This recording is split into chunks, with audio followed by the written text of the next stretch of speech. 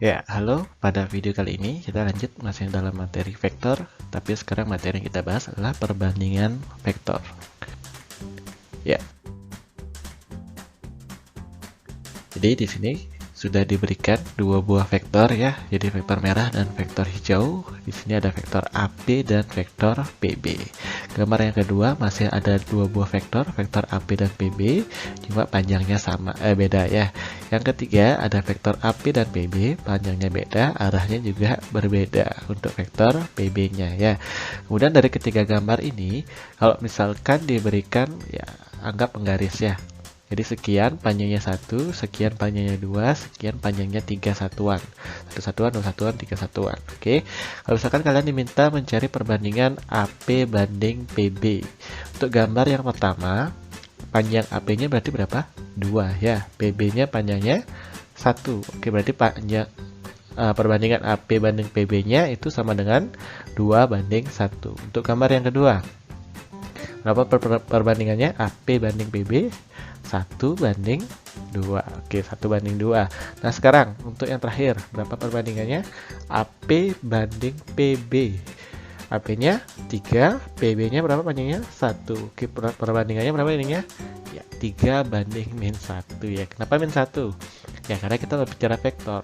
Oke, vektor itu mementingkan arah. Jadi kalau arahnya berbeda, ia berarti menjadi negatif ya. Berarti di sini bukan 1 tetapi min 1. Oke, ya perbandingannya 3 banding min 1, bukan 3 banding 1.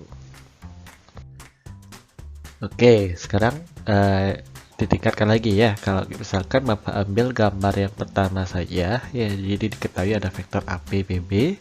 Perbandingannya kita tahu juga 2 banding 1. Nah, sekarang kalau misalkan diketahui koordinat titik A, kemudian koordinat titik B juga diketahui.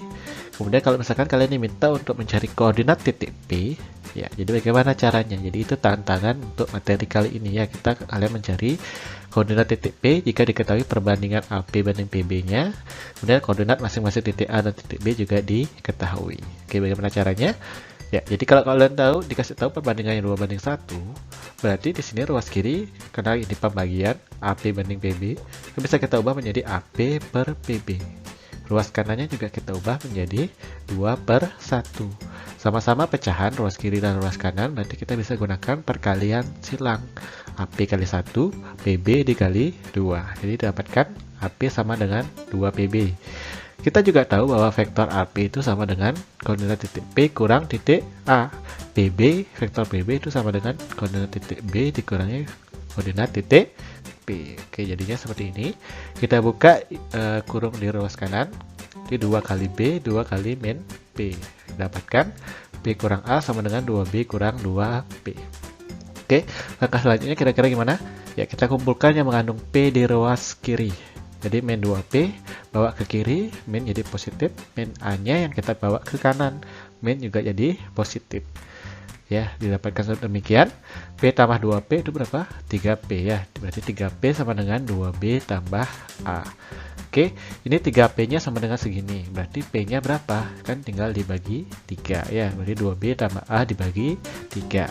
Nah, B sama A kan kita tahu koordinatnya. Jadi kita tinggal masukkan. Jadi 2 kali B, 2 kali 5 min 4 ditambah A, ditambah min 1,2 ya. Bapak ubah dalam bentuk vektor kolom biar lebih gampang mengoperasikan. Bapak juga lebih suka ya pakai kolom. Dikali-kalikan 2 kali 5, 10. 2 kali min 4, min 8. Ditambah min 1, 2, didapatkan 9 min 6. Ini semuanya dibagi 3. 9 dibagi 3, min 6 dibagi 3. Sehingga didapatkan koordinat titik P itulah 3, min 2. Oke, sekian ya. Jadi paham? Nah, sekarang kalau di gambar yang kedua tadi kan bedanya tipis ya. Yang pertama 2 banding 1, yang kedua 1 banding 2. Sama aja. Nah, sekarang bagaimana kalau di contoh yang ketiga? Ada perbandingannya 3 banding min 1. Jadi ada negatifnya ya. Dan koordinat titik A-nya diketahui 4,-1, kemudian koordinat B-nya diketahui 2,-5, sama ya. Kita mencari koordinat titik P. Ya, koordinat titik P yang dicari berarti berapa perbandingannya? Kan kita ketahui perbandingannya 2 banding min 1. sama seperti tadi, kita ubah bentuknya seperti demikian, kemudian kali silang didapatkan seperti ini ya, min AP sama dengan 3PB. Kita ubah AP itu P kurang A, PB B kurang P, sama ya. Nah sekarang kita buka kurung di kiri maupun di kanan, min kali P, min kali min A, 3 kali B, 3 kali min P ya, didapatkan seperti ini, min P tambah A. Kemudian langkah selanjutnya sama seperti sebelumnya, kita bawa yang mengandung P ke ruas kiri. Berarti min 3P bawa ke kiri, A-nya bawa ke kanan. Oke, dapatkan seperti ini. Min P tambah 3P itu kan 2P ya. Sehingga 2P sekian, berarti P-nya tinggal dibagi 2. Kita masukkan koordinat B dan A-nya. Ya, sama ya, dikali kemudian dikurang. Hasilnya 10 min 16. Oke, dapatkan 5, min 8 ya. Nah sekarang kita perhatikan polanya ya, ya. Jadi untuk contoh yang pertama kan seperti ini, dapatkan titik P nya itu 2B tambah A per 3 dengan perbandingan 2:1. Kemudian kalau perbandingan 3:1, B nya didapat 3B kurang A per 2. Kira-kira udah ketemu polanya. Kalau misalkan kalian diminta, ya kalau perbandingannya M banding N, berarti P nya berapa? Kira-kira udah ketemu polanya, biar kita mempersingkat waktu pengerjaan kita. Ya, konsepnya lah atau cara cepatnya lah, titik B, titik P itu bisa kita cari ketika AP banding PB nya diketahui dengan rumus MB tambah NA dibagi M tambah N. Kita buktikan. Untuk kasus yang pertama, M-nya berapa? 2 ya. N-nya berapa? 1.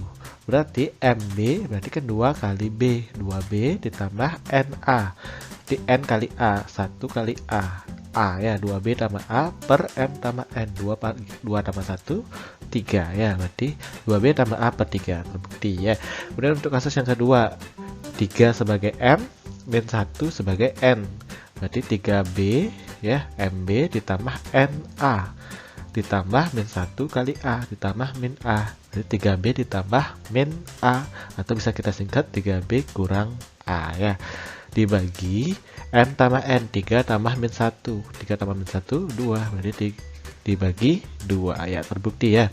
Jadi ini rumus cepatnya untuk mempersingkat waktu pengerjaan kalian. Oke, jadi Pak ulangi lagi untuk rumus cepatnya. Jika diketahui perbandingan AP banding PB itu M banding N, berarti P-nya itu sama dengan MB tambah N A dibagi M tambah N. Nah, perlu diperhatikan di sini bahwa kita lihat perbandingannya kan AP banding PB. Kalian diminta mencari P. Boleh pakai rumus cepat ini. Tetapi kalau AP banding PB, kalian mencari titik A tidak bisa pakai rumus ini. Harus P, ya kan? Kemudian kalau misalkan sama juga, kalau misalkan AP banding PB, kalian mencari titik B tidak bisa pakai rumus ini. Ya, berarti pakai cara manual sebelumnya yang lebih panjang. Oke. Sama kasusnya kalau misalkan KL banding LM. Kalian diminta mencari titik L, boleh pakai rumus cepat. Kalau KL banding LM, kalau disuruh mencari K, nggak bisa. Kalau disuruh mencari M, nggak bisa ya. Harus mencari titik L baru bisa pakai rumus cepatnya. Oke, biar nggak bingung, kita langsung ke contoh soal. Ya, contoh soal yang pertama, kalian cukup menyatakan dengan vektor A dan B saja ketika diketahui perbandingan C-nya membagi AB, berarti AC banding CB itu 3:7. Ya kan? Berarti AC banding CB itu 3:7, berarti ya, titik C-nya kan bisa kita pakai rumus cepatnya ya. AC banding CB mencari C kan boleh ya. Titik MB tambah NA per M tambah N. M-nya 3, N-nya 7. Tinggal kita masukkan, didapat 3B tambah 7A per 10. Kalian disuruh menyatakan dalam bentuk vektor A dan vektor B. Berarti tinggal diubah B menjadi vektor B, A menjadi vektor A ya. Dapatkan demikian, kalian jawab seperti ini sudah benar ya. Tapi kalau misalkan kalian ubah posisinya, A-nya lebih di kiri, B-nya di kanan, boleh diubah ke seperti ini. Tapi hati-hati nanti ketika ditukarnya ada negatif ya, hati-hati. Tapi kalau diubah seperti ini juga boleh ya. Kemudian kalau misalkan diubah juga seperti ini boleh. Kenapa? Karena dibagi 10 itu sama dengan dikali 1/10. Ya, jadi ada beberapa buku atau pilihan soal yang pilihan gandanya seperti ini. Kalian jangan sampai tertipu karena boleh dinyatakan seperti ini juga. Paham ya? Oke, lanjut ke contoh soal yang kedua. Ya, jadi kalian disuruh mencari koordinat titik P. Kalau perbandingannya diketahui, AP banding PB, A sama B-nya juga boleh diketahui ya. Nah, sekarang perhatikan AP banding PB, kalian mencari titik P. Boleh nggak pakai rumus cepat? Boleh ya. Berarti AP banding PB 2/3, rumus cepatnya titik P-nya berarti MB NA dibagi N tambah N. M-nya berapa? 2, N-nya 3 ya. Jadi 2B tambah 3A per 5. Ya, 2 tambah 3. Oke. Nah, sekarang kita ganti titik B sama titik A-nya sesuai koordinat. Oke ya. 2 kali min 1, 2 kali 9, 3 kali 4, 3 kali min 1 ditambahkan ya. Jadi min 2, 18 ditambah 12 min 3 dibagi 5. Ya, tinggal jumlahkan, didapat 10, 15 sama-sama dibagi 5, berarti 2, 3. Oke. Jadi itu untuk soal yang kedua. Untuk soal yang terakhir, nah di sini perhatikan titik B sama C kan diketahui. BC banding CQ kan diketahui 5 banding min 3. Kalian minta mencari titik Q. Hati-hati. BC banding CQ, nyari titik Q. Boleh nggak pakai rumus cepat? Nggak bisa ya. BC banding CQ sama dengan 5 banding min 3. Yang boleh pakai rumus cepat adalah ketika mencari C. Berarti C kan sama dengan MB tambah NQ per MB tambah M. Ya kan? Sedangkan kita mencari titik Q, bukan titik C. Oke, coba kita masukin dulu ya. M-nya dengan 5, N-nya dengan min 3. Didapatkan 5B kurang 3Q dibagi 2. Nah, sekarang dibagi 2 ini bawa ke kiri.